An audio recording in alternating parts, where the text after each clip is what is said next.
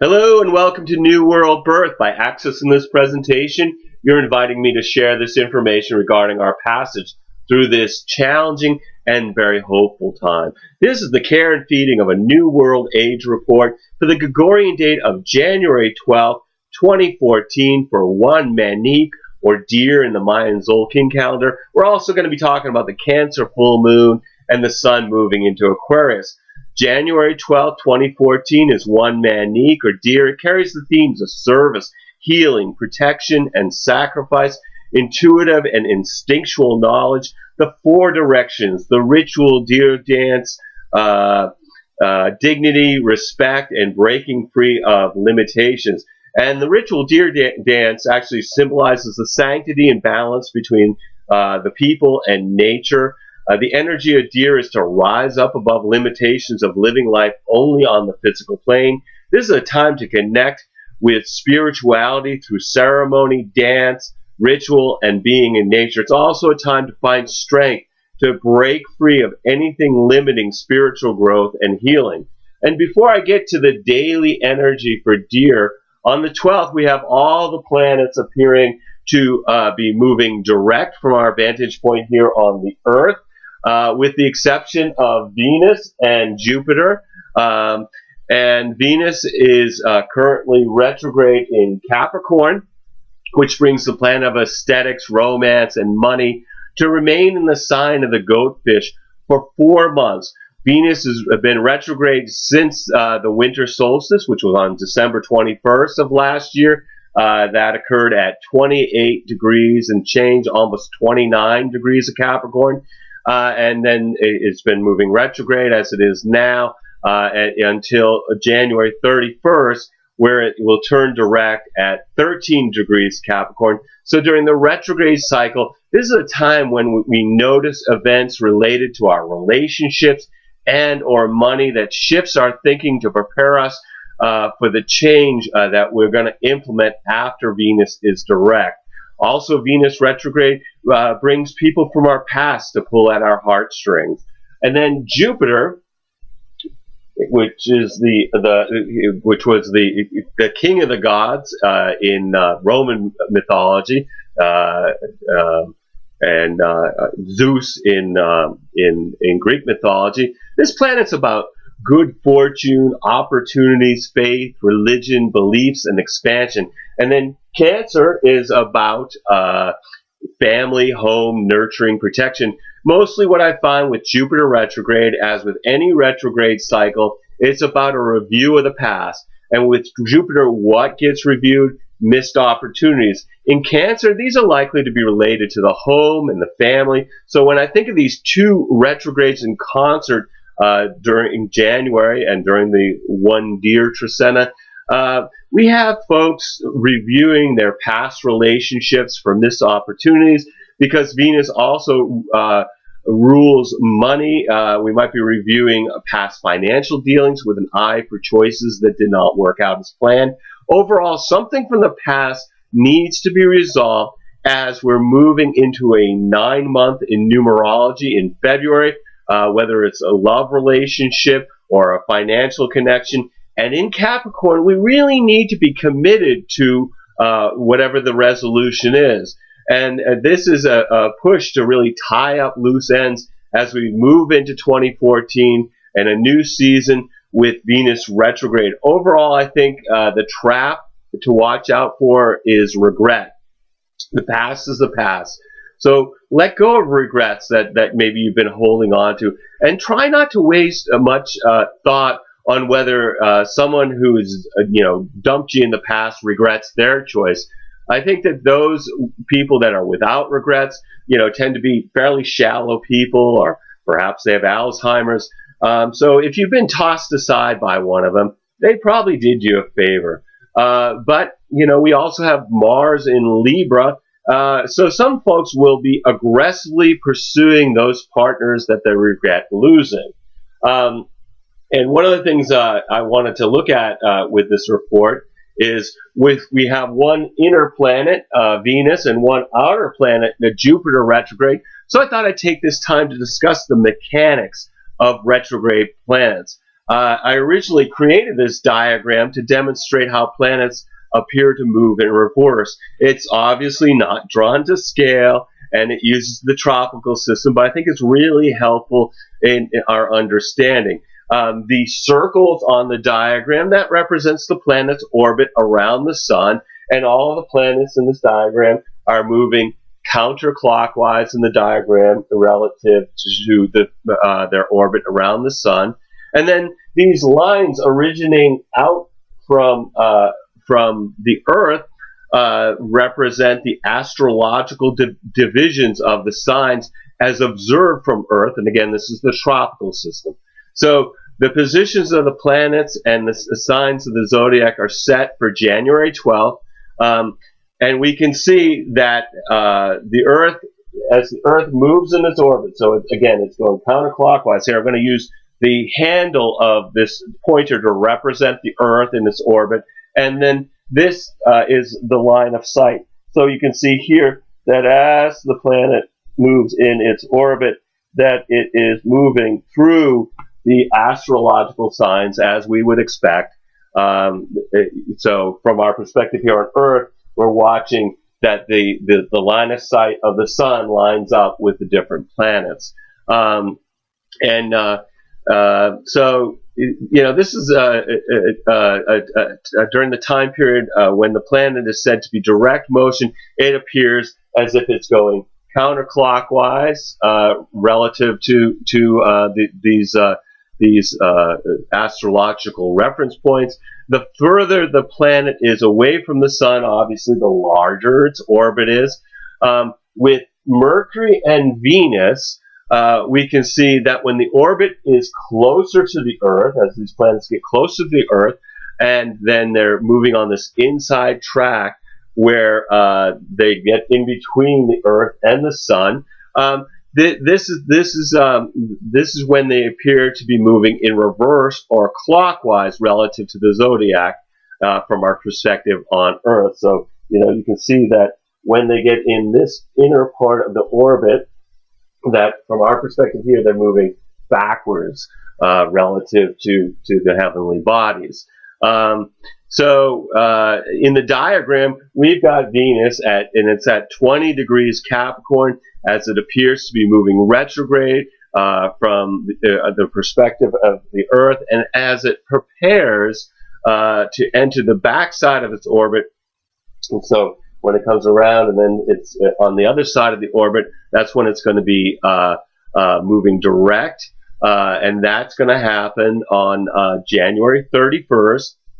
And Mercury is approaching. It's coming around. It's going to be approaching its turning point where it's going to appear to move backwards or retrograde during February. The planets outside of the Earth's orbit, which are Mars, Jupiter, Saturn, Uranus, Neptune, and Pluto,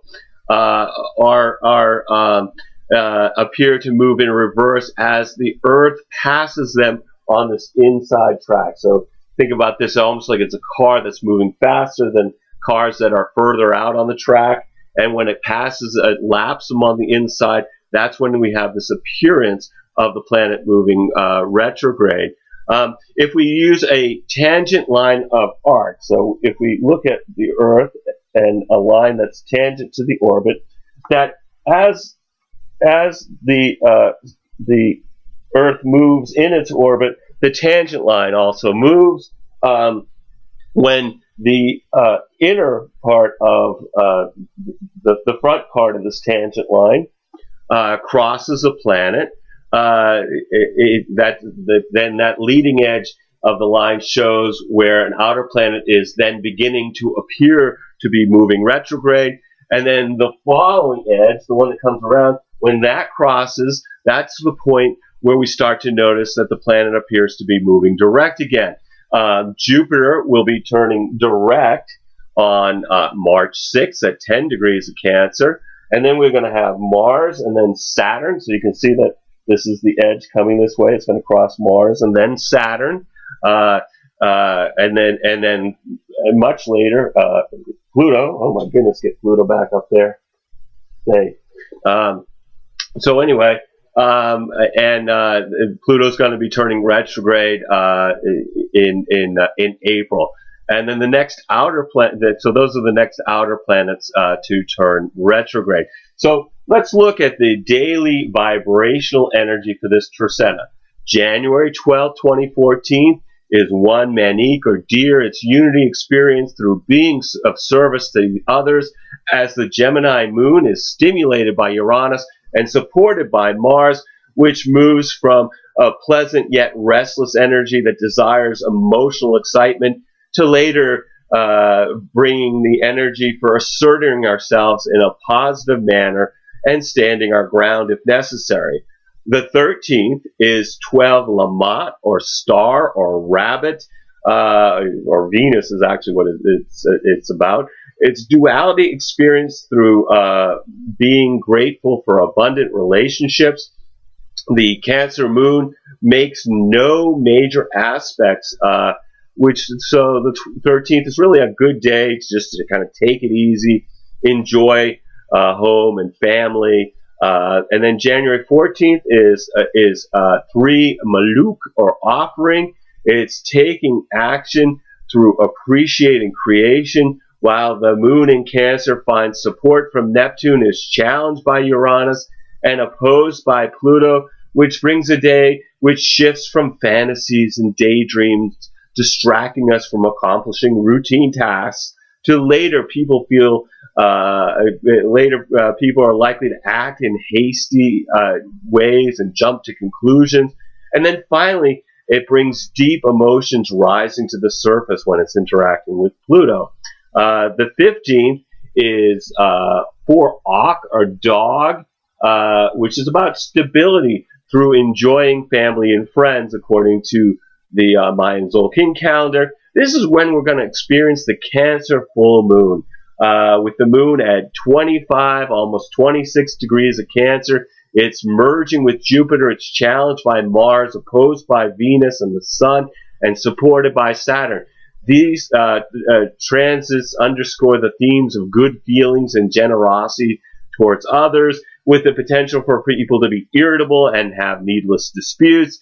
Pleasant energy for enjoying sensual experiences and rich food, with a caution against overindulgence, and having sober, realistic view of life, leading up to the full moon's time of tension with the Sun in Capricorn, which is about, the Sun in Capricorn is about work and career and who we are in the outer world, and that's trying to find balance with the home and nurturing and our inner emotional world, which is represented by the moon in Cancer.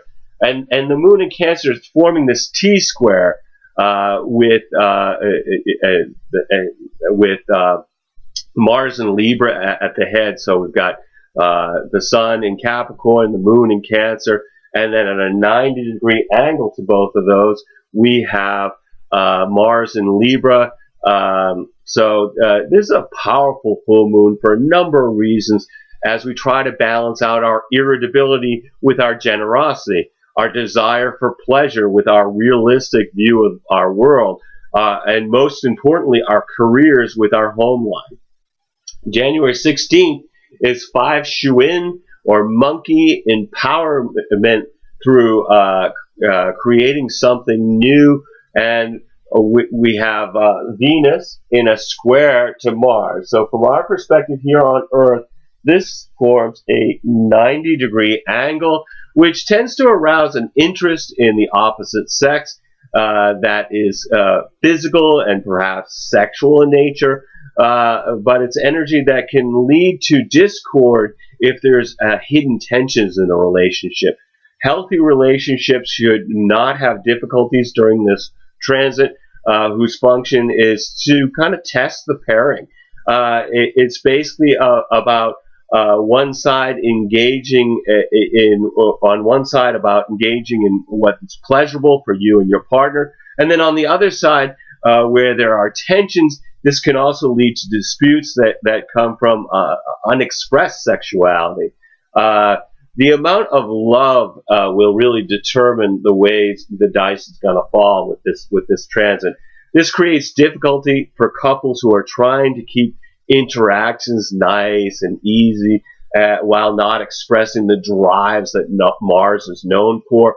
Relationships begun under this transit tend to be based only on physical attraction, and then we have the Leo moon making no angles, which begins another day where we should rest and take time to integrate the changing energies that we're experiencing. And then the 17th is a 6 ebb or road in the Mayan Tzolkin calendar. It's about being in the flow through serving your community. We have Mercury active again. Mercury is forming a sextile to Uranus. So from our perspective here on Earth, this is a 60-degree angle, which brings new discovery for people in our lives, with the overall sense of excitement and innovation as Mercury interacts with its higher octave planet of Uranus. Flexibility is helpful to experience this transit with this excitement and interest. If you find this disruptive, you may really want to examine your attitude regarding deviating from the preordained plan of the day. This is good for looking at old patterns that have troubled you in the past with fresh eyes. Challenges may be approached as new puzzles to solve as thinking becomes more inspired. It's not a day where you're going to be content to follow your usual routine, so leave some room for spontaneity, with new ideas and experiences being the reward for going with the flow. Also on the 17th, the moon in Libra finds support from Uranus, is opposed by Mercury and stimulated by Mars, which gives us an emotional wave of moving from having the impulse to engage in activities that make us feel more alive, along with some feeling a real conflict between feelings and reasons, and others having fruitful expressions of our deeper awareness, either internally or with another. And then later, it brings the desire to work independently from others. And then January 18th, we have 7 Ben or reed or corn. It's reflection through maintaining the home. The Leo moon is challenged by Saturn at 3:51 a.m. Eastern Standard Time, so you want to convert that time to your local time, which brings people feeling lonely and isolated. And then at 3:51 a.m. Eastern Time, it goes void of course until it goes into Virgo at 8:23 p.m. again Eastern Time. So translate it to your local time zone. So during the void of course time, this is best to avoid making major decisions and purchases. Is really good for just resting, assimilating, and just leave those decisions, those big purchases, until the moon has moved into Virgo. The 19th, we've got 8 Ish or Jaguar, which is about balance through enjoying nature. And this is the point where the sun enters into Aquarius. So in this diagram, we would look at that the Earth has progressed in its orbit to this point where from its line of sight, now it's align the sun with the constellation of Aquarius, which shifts our focus to social consciousness while trying to be true to our individuality, to share our inventive ideas with groups and communities.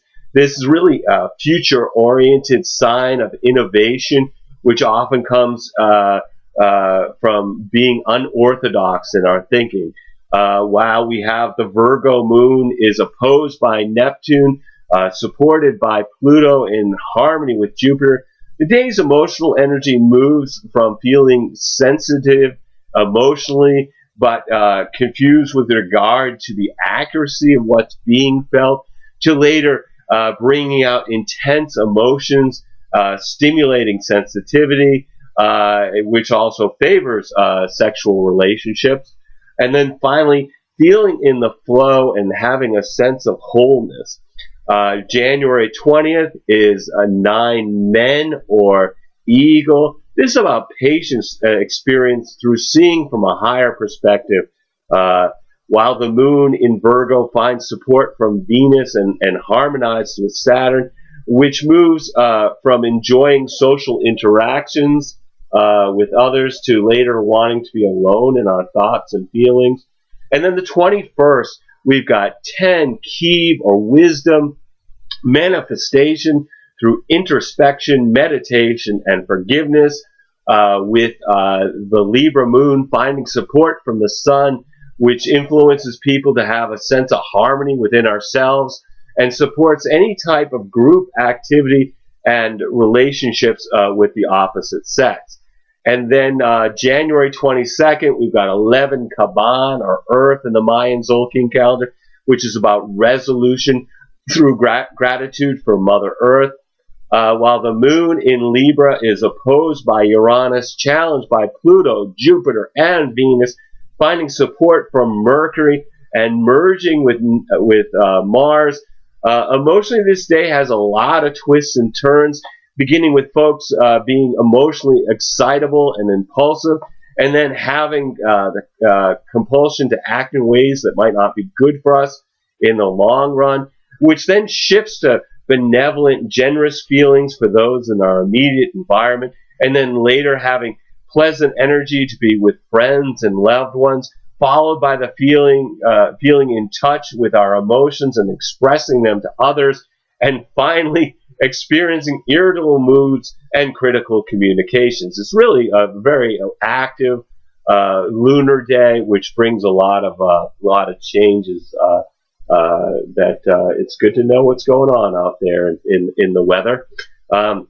The 23rd is 12 Etsnob or Flint, understanding through being introspective, while the Scorpio moon is finding support from Neptune, which causes our innermost subconscious fantasies and daydreams to confuse reality, which may not be great for accomplishing much work. January 24th is 13 Kawak or Storm. This is movement to the next stage through recognizing the gifts of adversity. And here we have Mercury in a trine to Mars. So from our perspective here on Earth, Mercury is forming a 120-degree angle. This is really good for mental work with more energy than usual, and the willingness to tackle difficult problems. People will be speaking their minds, not to get into fights, but to get their ideas out into the open. This transit can bring confidence of expressing beliefs without a fear of letting others know where you stand. This can also bring a certain boldness and innovativeness to plans made at this time. We have the last quarter moon in Scorpio, challenged by the sun, in harmony with Pluto and Venus, finding support from Jupiter, and it moves us to encountering challenges to our daily routines, to later experiencing deep emotions on a profound level, along with people having a pleasant sense of well-being, and then finally having pleasant energy to be with friends and loved ones. So anyway, no matter how these energies are affecting you during the one Deer Tzolkin, really take some time out to be in the flow of the planet by being in nature, watching a sunrise or a sunset, communing with the stars, being conscious of the moment through introspection, meditation, or just really being conscious when you're with somebody that you love. Every single day we have is a blessing, no matter what the dramas are that beckon to distract us. We're all here just given the performance of our lifetime on the world stage. Just take some time out to observe the play as well as act your part by remembering you're a spiritual being who's having a human experience. As always, I want to thank you for checking out New World Birth. The next segment of Care and Feeding of a New World Age will be on January 25th, 2014. for one ahau, or sun, with the beginning of the Chinese year of the green wood horse, the Aquarius new moon, Mercury moving into Pisces, Venus turning direct, and Mercury turning retrograde. You can check us out on Facebook or YouTube or the Mayan Magic's website. There's also a blog spot for New World Birth. There's Before It's News for New World Birth. So anyway, and as always, I encourage you to just share this information as videos or as text as widely as you choose. I'll be discussing the astrology of 2014 and providing some short human design readings to the participants of the Earth Needs Rebel show on Orion Talk Radio on Monday, February 3rd. And this is really a great service, because if you send them your contact information, they'll call you for free anywhere on the planet. If you want to get a reading, or you got questions about what I'm talking about in these reports, or what we talk about in the radio show, it would be great if you want to interact. As always, I invite you to contact me at newworldbirth@yahoo.com if you have any questions or wish to schedule a reading. And I am providing readings, and I'm really trying to make this service available to the greatest amount of folks. So I created 3 options with 3 levels of compensation.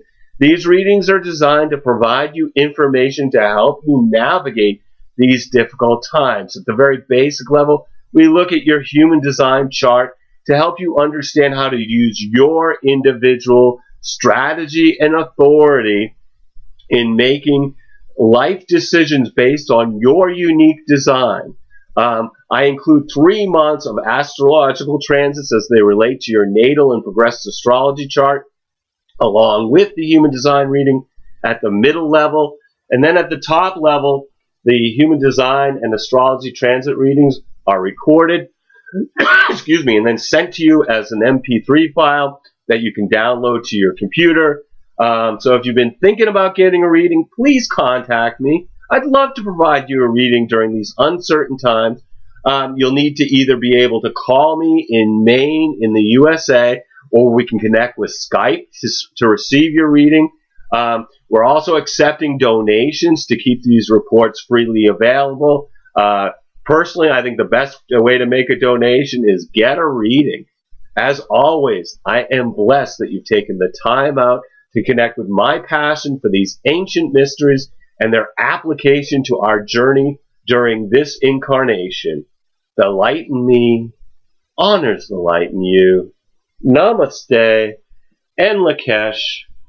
And I really hope to connect with you either in a reading, on the radio show, or certainly in the next video for one ahau on the 25th. Anyway, peace everyone. Thanks for everything. I'm grateful.